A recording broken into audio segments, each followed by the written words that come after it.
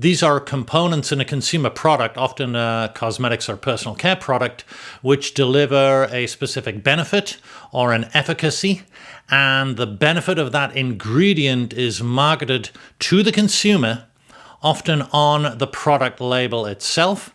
And that hero ingredient is often a key factor in the purchase decision made by the consumer. Hero ingredients are often so-called active ingredients that provide a specific benefit, and you can see some examples here on this table.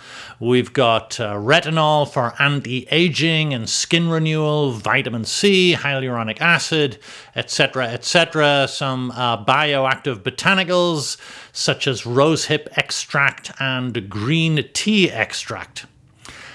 Now, to be honest, there are some hero ingredients which, in my opinion, do nothing at all. And I think of these kind of like the Kardashians, if you like, of the ingredient world. They look good on the label. They sound good.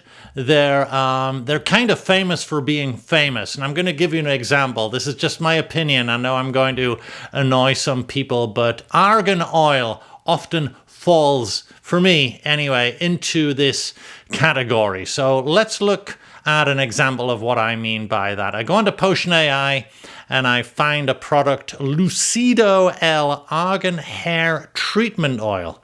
Now look, when I look at the ingredient list, I'm already suspicious, right? Because argan oil is lower on the INCI list than the fragrance.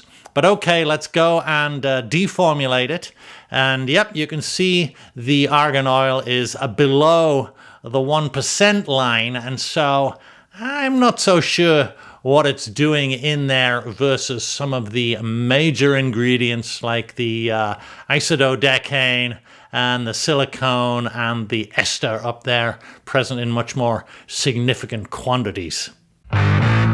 Anti-hero ingredients, these pantomime villains, if you like, are often called out for not being in the consumer products. Look out, SLES is behind you. That's for my British viewers. I'm not sure anyone else will quite understand that. But anyway, here's what I mean, and you're all very familiar with these concepts. Sulfate-free, of course. I'm going to read some more. Paraben-free, fragrance-free, cruelty-free. Not sure that's an ingredient, but nevertheless, alcohol-free, phthalate-free, silicone-free, of course, dye-free, oil-free, gluten-free, talc-free, chemical-free. I love that one. We got to get John Hibbs' comment on that one.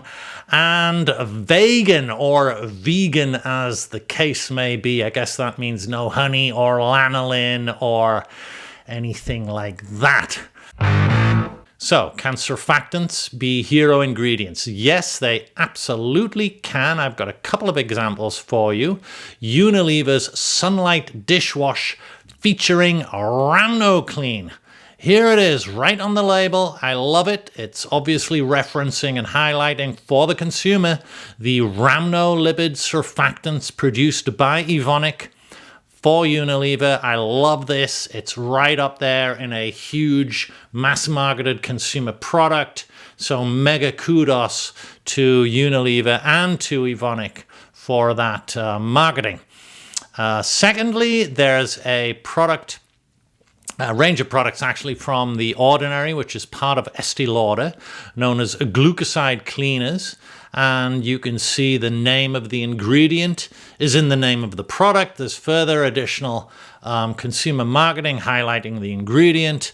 And then I go on and deformulate on Potion AI and see that, yes, in fact, the hero APG alkyl polyglucoside surfactant ingredients are indeed the only cleaning ingredients in that product. So, couple of great examples of surfactant heroes. I'm interested if you are aware of any more out there. I'd love to hear about them and feature them maybe in the blog or on a future video episode. So why am I talking about hero ingredients? There's really two things, right? Thing number one, consumers today are much more interested about what is in the bottle and why it's in there, right?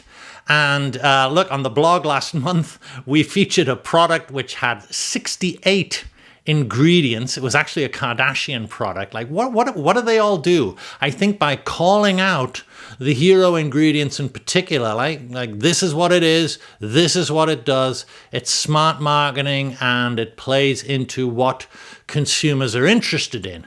Second thing, from a surfactant manufacturing point of view, if you're a surfactant company, you've got a hero ingredient in there that's being featured as such. That plugs you more directly into the consumer market, which is obviously ultimately the source of demand for your product. So that can only be a good thing, in my opinion. I have to believe that Evonik is super psyched about what Unilever's doing with Ramno Clean. I've got to believe that BASF and the other manufacturers of alkyl polyglucosides are pleased with what Estee Lauder is doing with that product. I would like to see more. I think it's a good trend. Maybe you agree, maybe you disagree. I'd love to hear from you.